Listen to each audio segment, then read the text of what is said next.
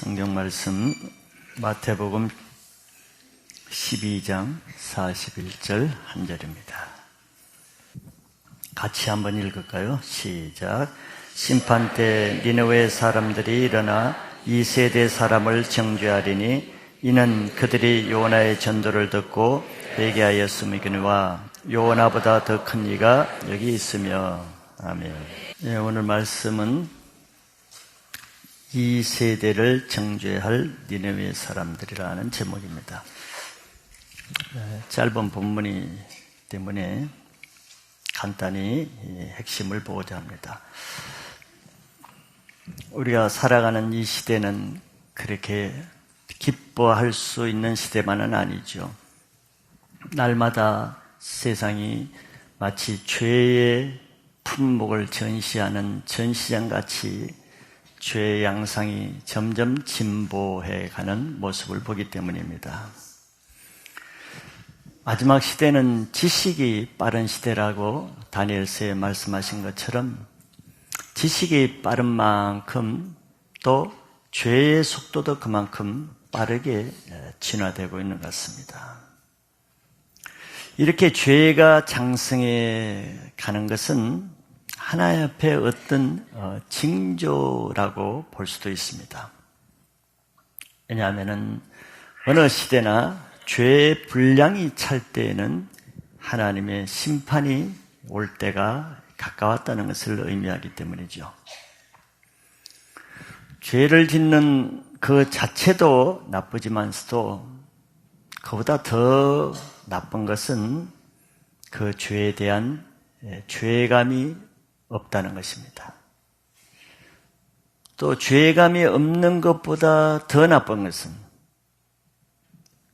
자기가 알지 못하는 그 죄를 깨우쳐주는 말씀을 듣고도 회개하지 않는 마음은 더 나쁜 상태지요. 왜냐하면 같은 죄라도 모르고 짓는 것보다 알려주어서 알고도 짓는 죄가 훨씬 심각한 심판을 받게 되기 때문입니다.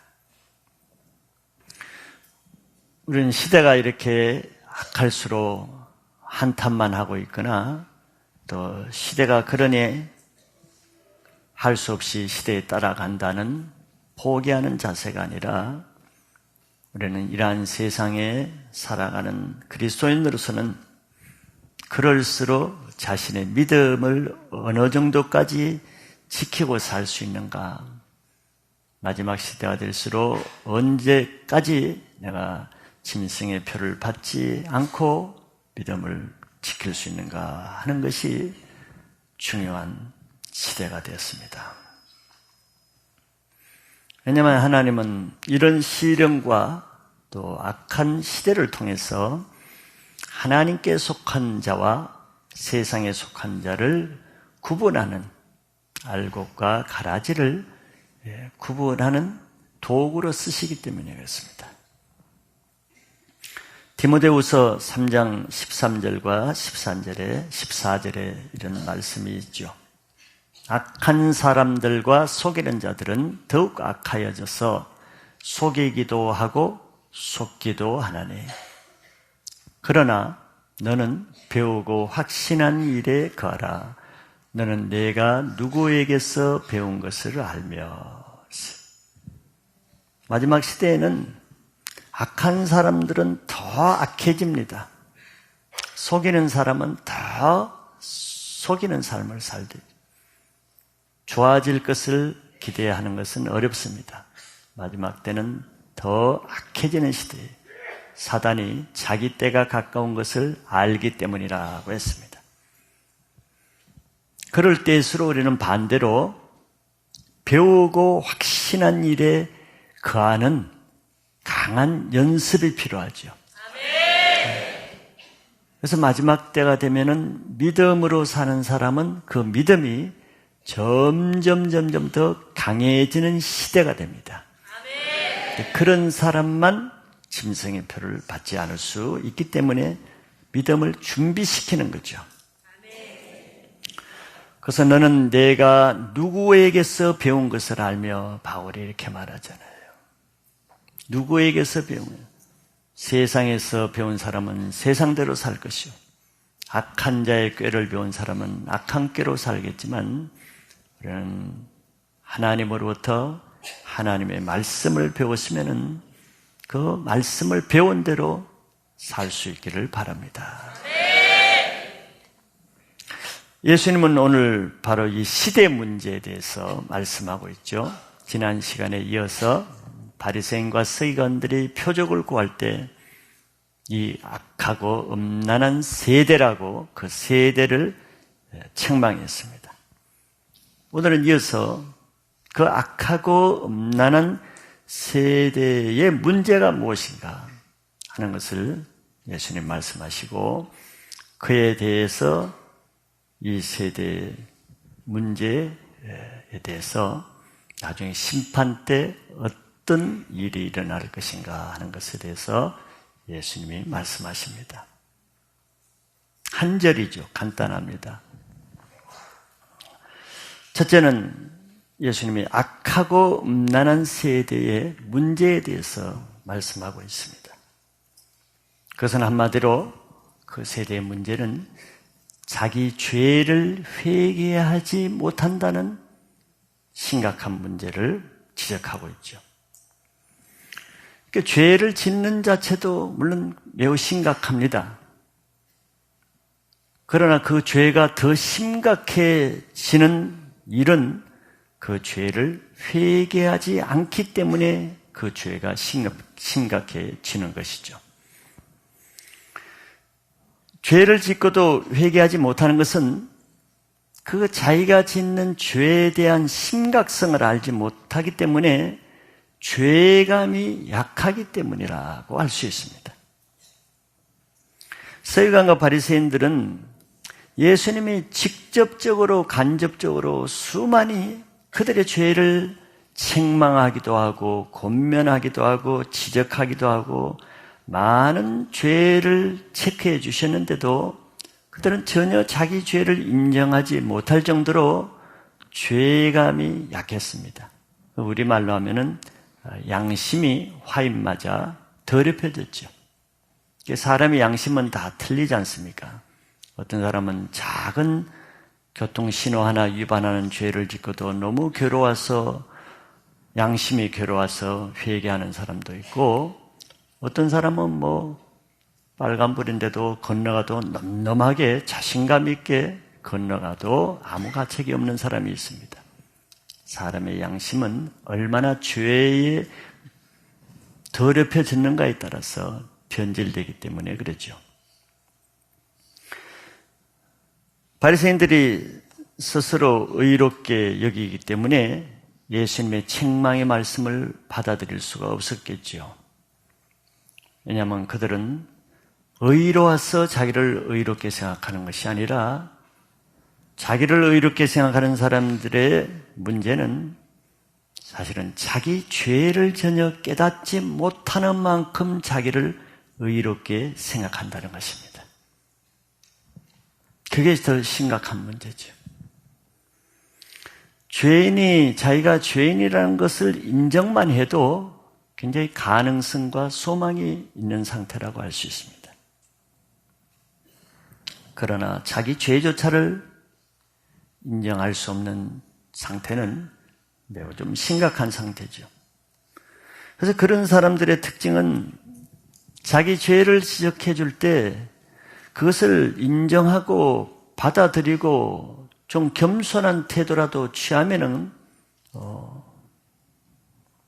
그래도 가능성이 있지만 그런 사람일수록 반대로 죄를 지적해 줄 때 반박하고 자기 죄를 합리화합니다. 그래서 교만한 사람을 책망하지 말라고 잠언서에 말하죠. 오히려 더 화를 당한다는. 교만한 사람에게 바른 것을 가르쳐줘 봐요. 고맙다 그럽니까? 한마디 그 사람의 잘못을 지적하면은 그 사람이 10가지를 가지고 나를 재공격합니다. 그래서 교만한 자를 책망하지 말래. 겸손한 자를 책망하면은 칭찬을 받는다 그래서 고맙다는 말을 들어요. 그걸 알려줘서 고맙다는 말을 듣지만 교만한 자에게 책망을 하면은 오히려 화를 당합니다. 예수님이 그랬죠. 세리들에게는 그들의 죄를 책망할 때 감사해서 자기 집에 초청해서 잔치를 베푸는 환대를 받으셨지만 바리새인과 세리들에게 책망을 했다가 결국 십자가에 죽임당하는 결과를 받으셨죠. 그래서 그런 사람들은 자기 죄를 회개하는 것이 가장 힘듭니다. 자기 죄를 인정하는 것이 힘들기 때문이죠. 겸손한 사람일수록 회개를 잘 할 수 있는 것은 자기 죄를 알려줄 때 자기가 죄인인 것을 인정하려고 하기 때문에 회개가 비교적 쉬운 것이죠. 하나님 앞에서는 죄 없는 사람은 아무도 없습니다. 하나님 앞에서 의인은 죄 없다는 사람이 아니라 자기 죄를 인정하고 회개하고 용서받은 의인밖에 없는 것이죠. 우리 인간은 모두 죄인으로 태어났다고 했습니다. 의인은 없나니 아무도 없어요. 그러므로 스스로 의인처럼 남을 정죄하는 사람이 가장 자기 죄에 대해서 무지한 사람이지. 자기를 알지 못하는 사람. 하나님은 똑같은 죄인이라도 진정한 죄인이 누군지를 구분해서 아십니다. 하나님, 우리가 나는 의인입니다 한다고 해서 그 말을 그대로 듣겠습니까? 하나님, 내가 가슴을 치면서 나는 죄인입니다 하고 운다고 해서 정말 네가 죽을 죄인이라고 그렇게 대하겠습니까? 하나님은 우리를 구분해서 대하실 줄 아시는 분이에요. 누가복음 15장 7절에 예수님이 이렇게 말씀하시죠. 내가 너희에게 이르노니 이와 같이 죄인 한 사람이 회개하면 하늘에서는 회개할 것 없는 의인 99으로 말미암아 기뻐하는 것보다 더하리라 그랬습니다. 이게 하나님이 우리를 보는 눈이죠. 하나님은 우리를 아세요. 사람들이 100이면 99 사람들이 다 자기가 회개할 것이 없는 의인으로 생각하고 여긴다는 것을 알아요. 우리들도 그렇죠. 그런데 하나님은 그 99 회개할 것이 없이 여기는, 그렇게 말하는 그런 사람들로 인해서는 기뻐할 것이 없어요.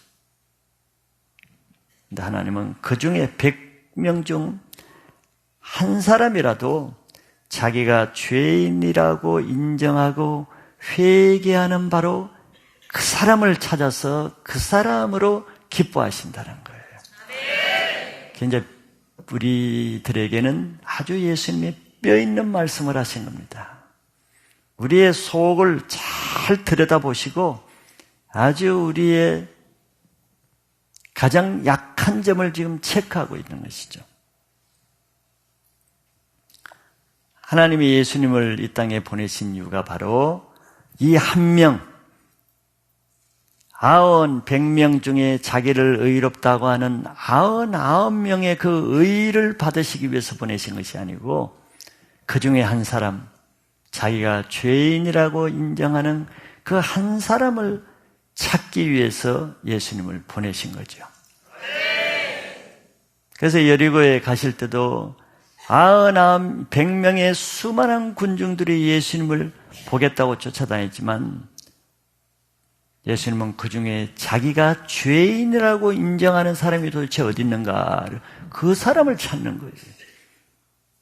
그래서 그 사람을 찾아도 없다가 보니까 나무 위에 올라가 있는 그 죄인을 주님이 찾으신 거죠. 주님은 이 땅에서 의인을 찾는 것이 아니라 죄인을 찾는 이유는 진정한 의인은 자기 죄를 인정하는 사람만이 될 수 있기 때문에 그런 죄인을 찾는 것이죠. 스스로 죄가 없다고 의롭게 생각하는 사람에게는 아직은 정말 변화될 여지가 없다는 것을 주님이 아시고 계시는 거예요. 그래서 삭개와 같은 죄인을 찾아서 삭개야 내려오라, 오늘 너희 집에 구원이 이르렀다는 말씀을 하실 때 그 삭개오가 자기 죄를 회개하고 돌아왔지요. 이런 사람을 찾는 거예요. 자기 죄를 좀 인정하고 하나님 말씀하실 때 자기 죄를 회개하는 그 사람을 찾기 위해서 예배로 부르시고 교회로 부르시고 말씀을 주시는 거죠. 사람들은 교회에 대해서 이런 점들을 많이 오해하고 있죠. 나는 의롭기 때문에 예배를 드릴 수 있는 자격이라는 개념을 가지고 있기 때문에 교회 밖에서 교회를 두려고 할 때 부담이 되는 사람이 있습니다. 의롭지 못하는 사람, 아직 담배도 못 끊은 사람, 아직 술도 못 끊어서 아직 죄가 많아서 의인들이 있는 교회에 들을 수 없다고 말하는 사람들이 전도하다 보면 많이 만나지요. 교회에 다니는 사람들도 교회는 의인들, 죄를 안 짓고 다니는 사람들만 교회 다닌다는 인식이 있기 때문에 세상 사람이 그렇게 아는 것이죠. 그러나 예수님은 교회 안에 있는 바리새인과 서기관들과 장로들은 아무도 자기가 죄인인 것을 인정하지 않은 것을 아셨기 때문에 그는 길거리에 나가서 돌무화과 나무 위에 올라가 있는 죄인 한 사람을 기뻐하시고 그를 부르신 거죠.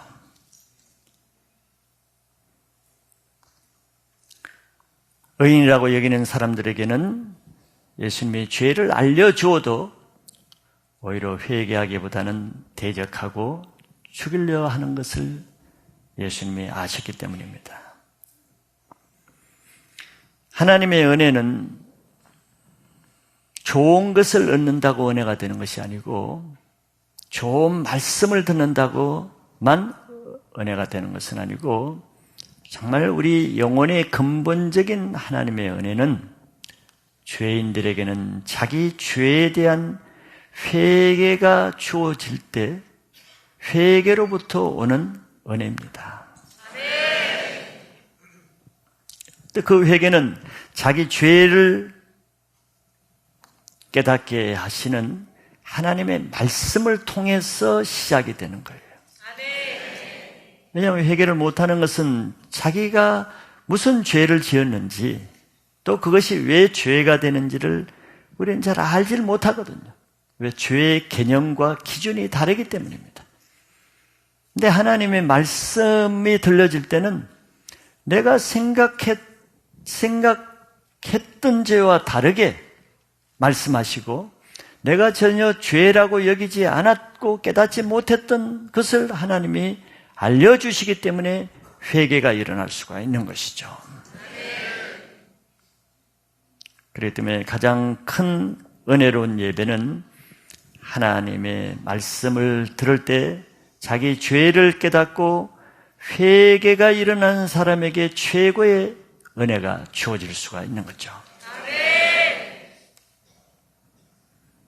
가장 좋지 않는 예배와 신앙은 말씀을 들으면서도 아무 회개가 일어나지 않는 예배라고 할 수 있고 그것은 말씀을 들어도 자기 죄가 전혀 깨달아지지 않는 신앙이라고 할 수 있습니다.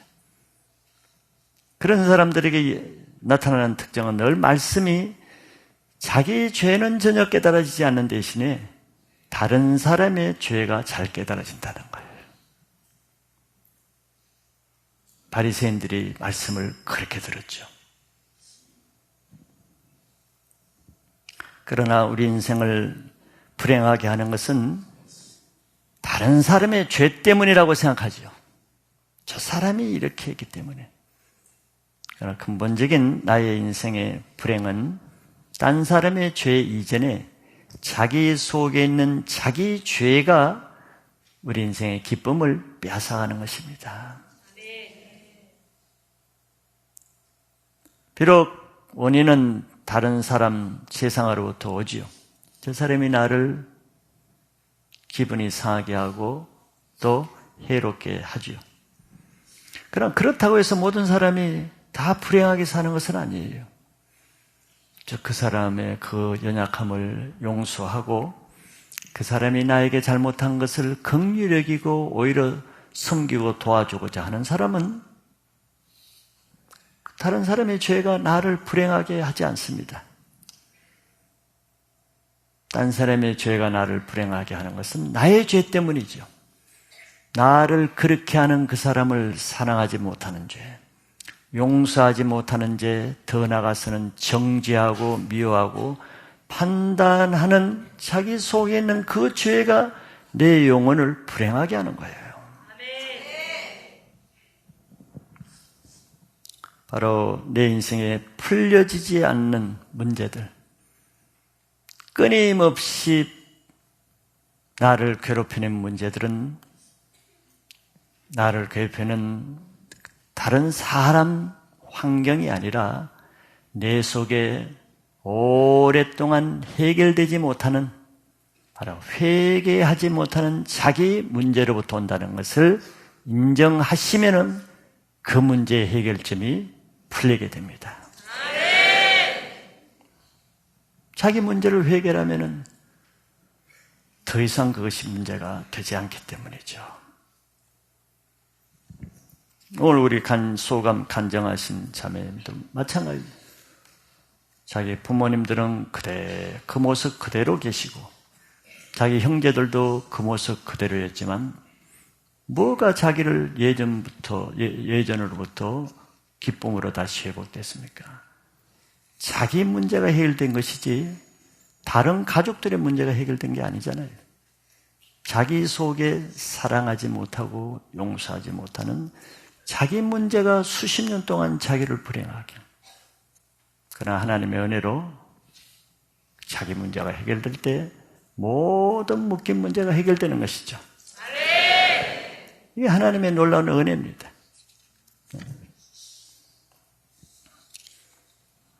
이 세대들의 문제는 바로 그런 문제예요. 오랫동안 이 세대들의 문제는 바리새인과 서기관들을 지금 두고 하시는 말씀이죠. 오랫동안 교회를 다니고 신앙을 하면서도 기쁨이 없고 행복이 없고 은혜가 없이 다니는 사람은 교회의 문제입니까? 다른 세론의 문제입니까? 이 세상의 죄의 문제입니까? 그렇게 바라보면은 그 사람의 문제는 영원히 해결되지 않습니다. 바리새인과 서기관의 문제는 세리나 죄인들의 문제가 아니에요. 세리와 죄인을 정죄하고 판단하고 용서하지 못하는 자기 문제죠.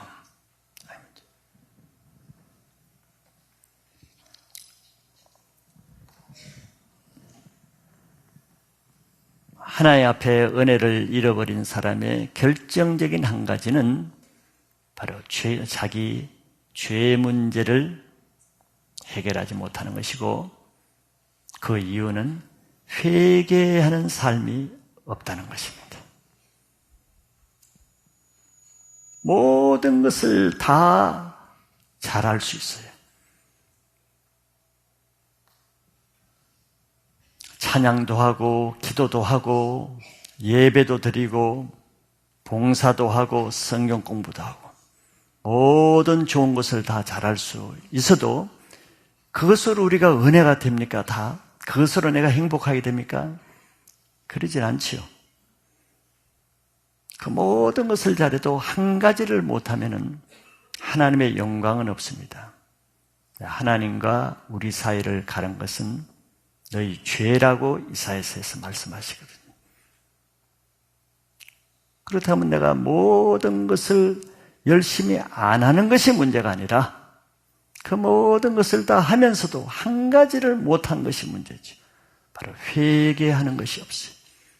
예배는 드리는데 회개하는 것은 없고, 말씀은 듣는데 회개하는 것은 없고, 찬양은 은혜롭게 눈물로 드리는데 회개는 없고, 기도는 오랫동안 하는 것 같아도 그 안에 회개는 없고, 그러면 결국 내 삶은, 내 영혼은 변화는 없습니다.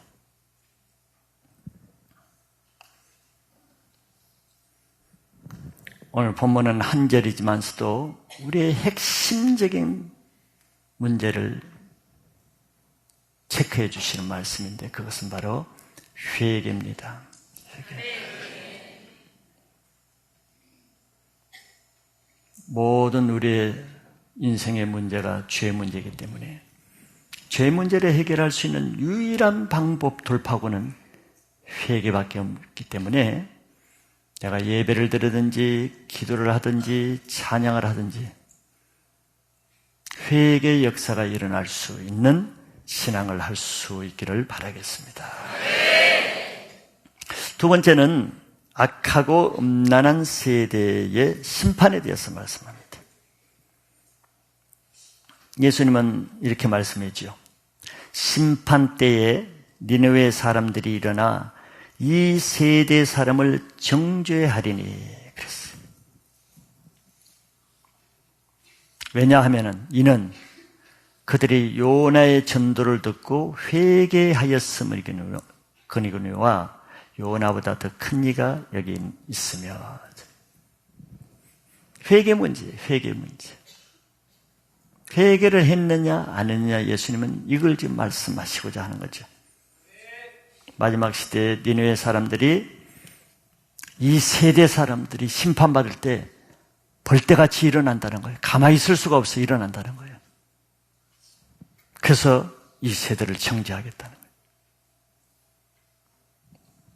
말씀을 많이 듣고도 회개하지 않는 사람을 정죄하기 위해서 일어난다는 거예요.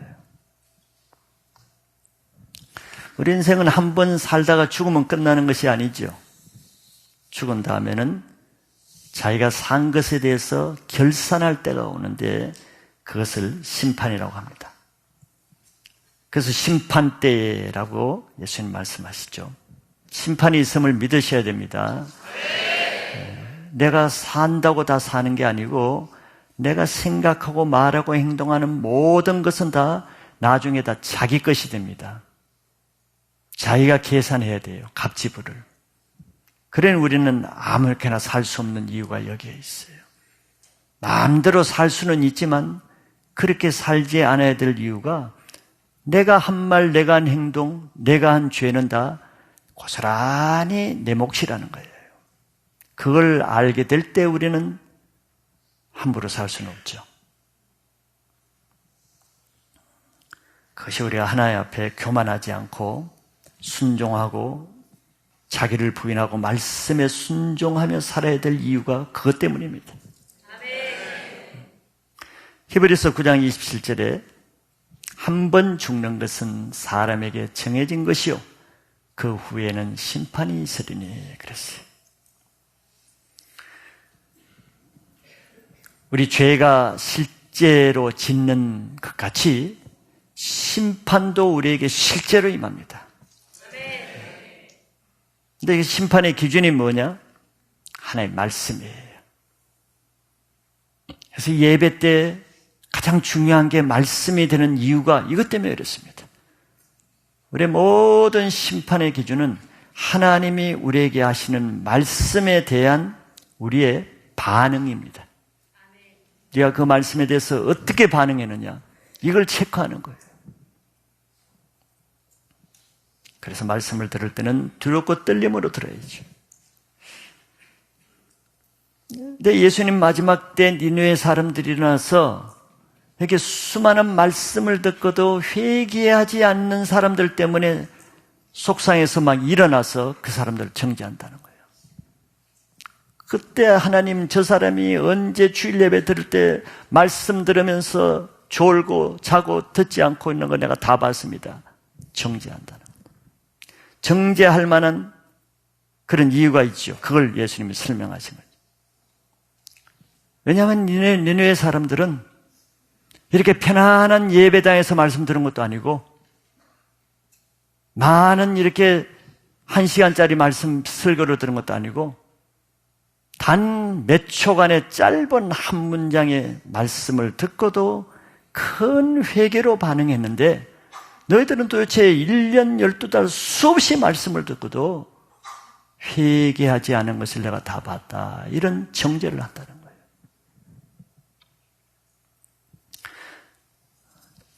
지난주에서 요나의 말씀을 예수님이 이어서 하시는 거죠. 니느웨는 아수르의 수도입니다. 그 당시 아수르는 대제국이었죠.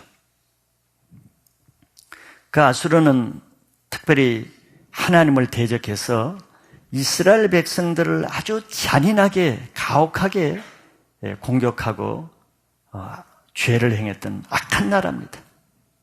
아주 못된 나라였어요. 그런데 하나님이 요나에게 딴 나라도 아니고 딴 사람도 아니고 그 너희 백성들을 잔인하게 공격하고 죽이고 핍박한 그 니느웨에 가서 하나님의 말씀을 전하라 했거든요. 요나는 그런 악한 사람이 구원받는 걸 원치 않았습니다. 그 원수 같은 나라에 가서 복음을 전하라 하기 때문에 요나가 다시스로 도망가려고 했던 거예요. 이해는 되지요. 그런데 그가 물고기 밑에 안에서 사흘 동안 있으면서 회개 기도를 했을 때 하나님이 다시 나와서 다시 한번 기회를 주는데 똑같은 말씀이었어요. 내가 전에 너에게 먼저 말했던 것처럼 너 니느웨에 가서 말씀을 전하라. 회개하고 나서 요나는 이제 니느웨에 가서 말씀을 전하러 간 것이죠. 근데 니느웨 성은 원체 컸기 때문에 사흘 길을 걸어야 할 만큼 큰 성이었어요. 근데 요나는 그 뜨거운 지역에서 사흘 길이 되는 니느웨 성을 사흘 길을 다 걷지 않고 첫날 다니면서 한마디 했어요. 뭐 말 많이 하고 싶은 생각이 있겠습니까? 될 수 있는 대로 구원받기 않기를 원하는데 말씀 안 듣기는 소리도 크게 안 내서 들리랑 말라기 하게 했을 거예요. 40일이 지나면 니느웨가 무너지리라 막 이렇게 했어요. 듣든지 말든지 망해라. 니느웨가 무너지기를 원하는 마음으로 했어요. 회개하고 돌이키기를 원하는 마음이 아니라. 나중에 요나서에 보면 요나의 마음이 그렇게 말하는 거예요. 제 말이 아니고 요나가 그런 마음을 품었습니다. 매우 간단해서 40일이 지나면은 이 성은 너희 죄로 망할 것이다. 이것이 하나의 말씀이다. 이 말만 그냥 전해주는 거예요. 전달하는 것입니다. 선포했죠. 사실 요나가 자기 민족을 포로로 잡고 억압하고 죽이는 이런 원수의 나라에 가서 아무 무장도 안 하는 맨몸으로 가서 그 적국의 핵심 수도에 가서 이 성이 망한다고 한다. 이것이 하나의 말씀이다. 이렇게 외치는 것은 정말 위험한 것이에요. 그리고 또 부질없는 일입니다. 그 악한 그 백성이 이런 하나의 말씀을 한다고 듣겠습니까? 털을 갖지도 않고 이건 잘못하다간 잡혀서 죽을 수 있는 그런 위험한 형편이죠. 이거 쉽지는 않습니다. 적국인데 이건 마치 북한 평양에 가서 이 김정은아 회개하지 않으면 40일 안에 이 평양이 망한다. 이렇게 내가 소리 지르고 다니는 것과 똑같은 거예요. 쉽지 않은 것이죠. 즉 그렇다고 해서 저들이 회개할 것이냐, 이 믿음이 들어온다는 건 또 쉽지 않은 거예요. 그러나 하나님께서는 그걸 다 아시면서 그렇게 하라는 데는 다 하나님의 뜻이 있죠. 뜻이 있습니다. 그건 우리가 걱정할 일이 아니에요. 즉 내가 임의로 의협심으로 내가 평양이나 니느웨에 가서 그런 일을 한다 그러면은 그것은 뭐 헛죽음이나 헛수고가 되겠죠. 자기 의로 한다 그러면은. 그러나 하나님이 하라 하시는 것은요, 다릅니다. 성령이 하게 하시는 것은요, 그 뒤에 엄청난 하나님의 놀라운 계획이 있어요.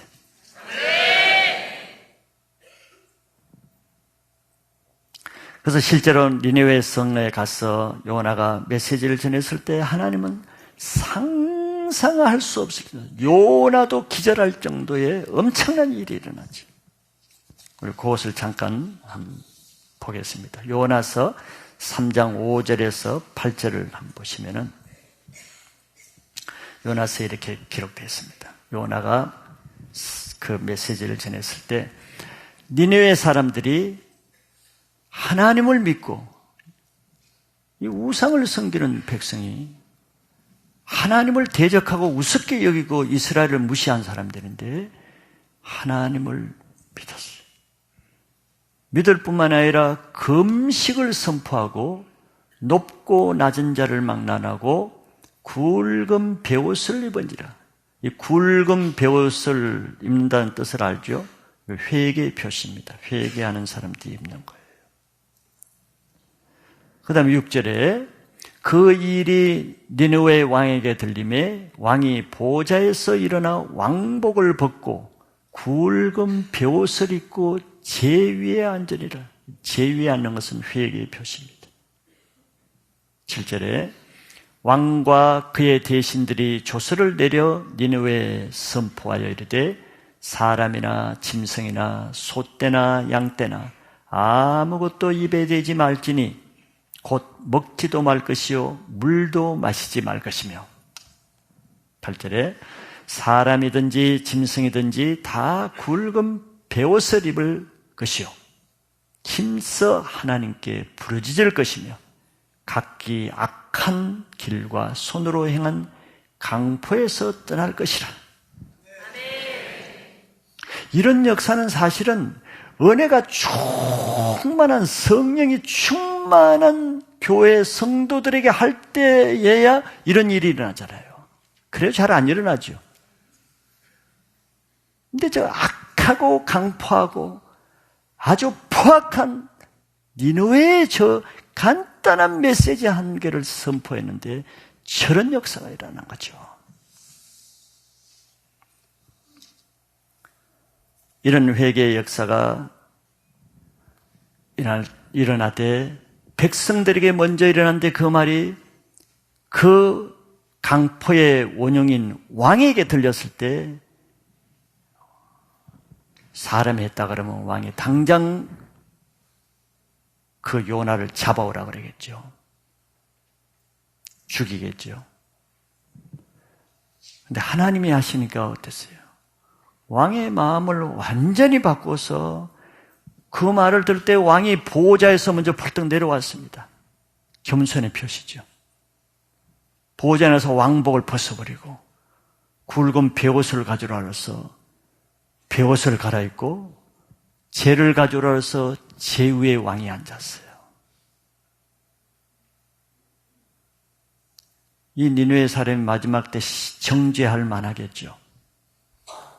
그리고 자기만 회개하는 것이라 백성에게 조서를 만들었습니다.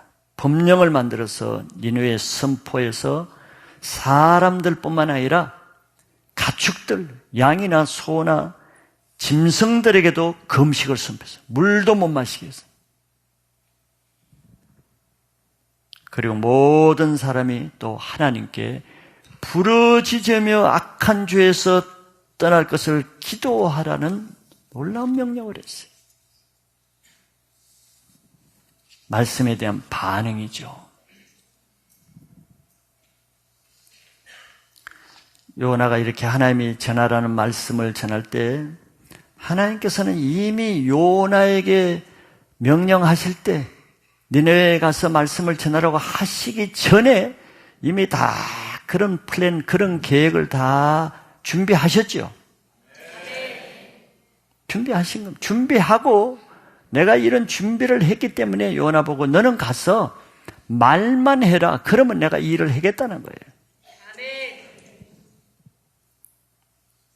그래서 요나가 순종하기 전까지는 하나님이 아무 일도 하시지 않았습니다. 근데 요나가 회개하고 그 일에 순종해서 말씀을 전할 때 하나님이 요나의 순종을 통해서 엄청난 일을 행하신 거죠. 하나님 우리를 이렇게 쓰시기를 기뻐하세요. 요나에게 하나님 멋진 일을 경험하게 하시는 거잖아요. 하나님의 엄청난 일을 계획해놔도, 이번 컴을 통해서 이루실 하나님의 엄청난 일을 계획해놔도 우리가 그 일을 순종하지 않으면 하나님은 그걸 보따리를 싼 채로 푸실 수가 없습니다.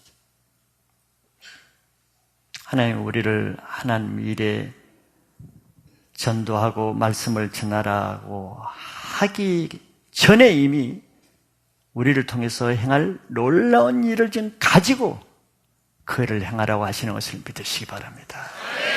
그래서 하나님의 말씀에 따라 순종할 때 항상 하나님의 은혜와 놀라운 일들이 일어나는 이유는 그 때문에 그렇습니다. 여러분들이 새벽 기도에도 요나가 막 가기 싫으면서 다시스로 갔듯이 몸이 힘들고 형편이 어렵고 마음도 어려울 때는 기도에도 가기 힘들고 예배도 가기 힘들고 누구나 다 갔지요. 요나 같은 마음입니다.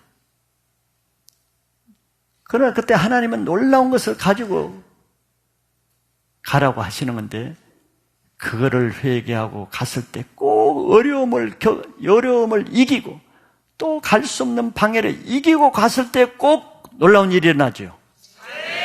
그게 바로 그런 원리예요. 하나님이 하신단 말이지.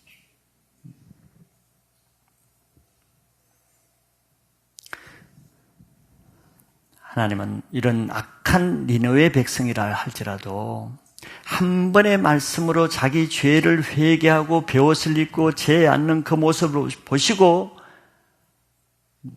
그냥 심판하실 그 니느웨를 심판을 하지 않는 이 회개를 이렇게 기쁘게 받으신다는 것을 니느웨 백성들을 통해서 보여주신 거예요. 이 말씀을 하시고 예수님은 앞에 있는 질문한 바리새인과 서기관들에게 이렇게 말씀하셨어요. 그 요나보다 더 큰 이가 바로 여기 있다. 이렇게 하셨어요.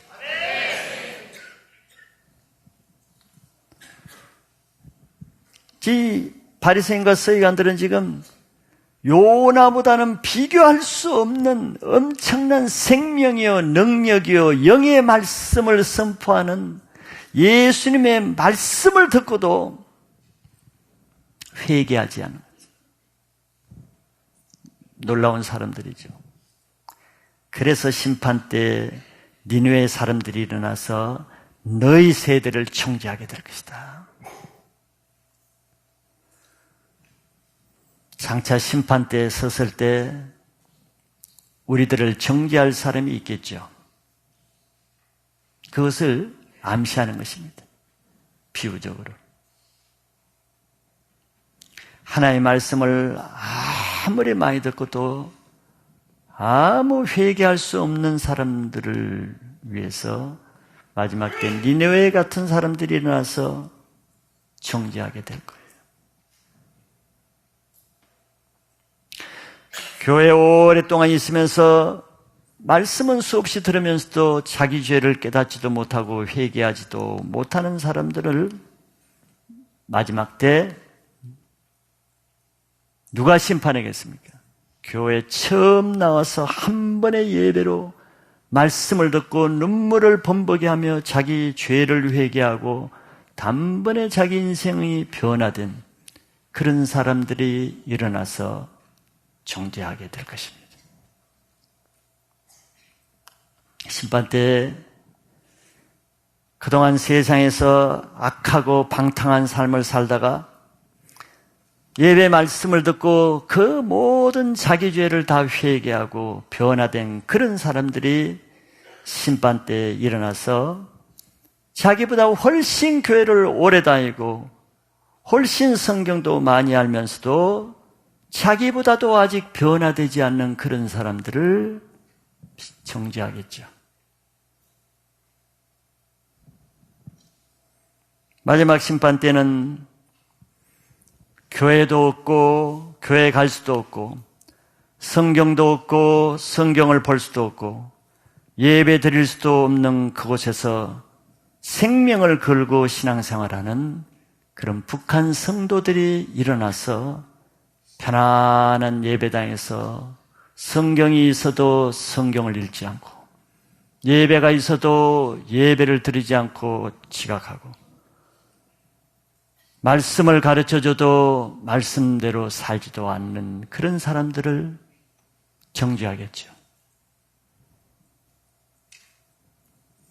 심판 때는 전에 우리를 그렇게 핍박하고 그렇게 괴롭히고 대적하던 그런 원수 같은 그런 사람들이 한 번에 하나님의 말씀을 듣고 회개해서 완전히 변화된 그 사람들이 일어나서 자기보다 더 오랫동안 교회에 있으면서도 자기보다도 변화되지 못하고 남을 판단하고만 있는 그런 교인들을 정죄하겠죠. 그래서 예수님은 바리새인들에게 너희보다 세리와 창기들이 먼저 천국에 갈 것이다 했습니다. 바리새인들은 늘 세리와 창기들을 정죄했어요. 너희들은 천국에 못 가고 심판받을 것이다. 너희 같은 죄인들은 회당에 올 자격도 없다.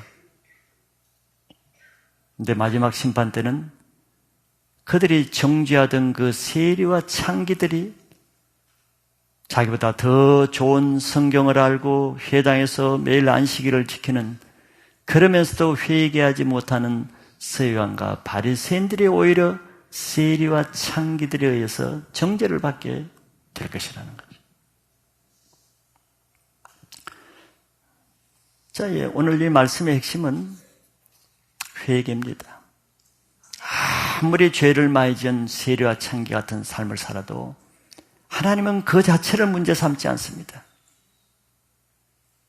또 아무리 오래 교회 생활을 하고 신앙을 한다고 해서 그 자체를 공로로 여기지 않습니다. 교회를 다니는 목적이 무엇이며 예수를 믿는 목적이 무엇이겠어요? 한 가지입니다. 십자가요. 십자가는 죄 문제를 다루는 것이요. 십자가의 은혜는 나의 죄를 용서하는 데 있기 때문입니다. 아무리 교회를 다녀도 내 죄를 회개하고 용서함 받는 것이 없다면 십자가를 원수로 사는 종교 생활일 수밖에 없는 거죠. 사람 누구나 죽음을 피할 수 없듯이 하나님의 심판을 피할 수가 없습니다. 하나님의 심판의 핵심은 뭡니까? 죄 문제입니다. 죄를 심판하는 거예요. 그런데 살아있을 동안 자기 죄 문제를 해결하지 못하고 50년, 60년 신앙했다 한들 심판대 앞에서는 그거는 아무 근거가 없습니다. 죄를 심판하기 때문이죠. 죄의 심판을 피하는 것은 오직 한 가지, 회개하는 것밖에 없습니다. 그러므로 신앙의 가장 큰 은혜는 하나님의 말씀 앞에 자기 죄를 회개할 수 있는 것이 가장 큰 은혜요. 그것이 축복입니다. 날마다 우리에게 전해지는 말씀을 통해서 우리 작은 죄라도 회개할 수 있으면 하나님의 은혜는 그로부터 주어지는 거예요. 이번 한 주간도 하나님의 말씀을 통해서 자기 죄를 용서함 받는 은혜의 한 주간이 되시기를 축복합니다.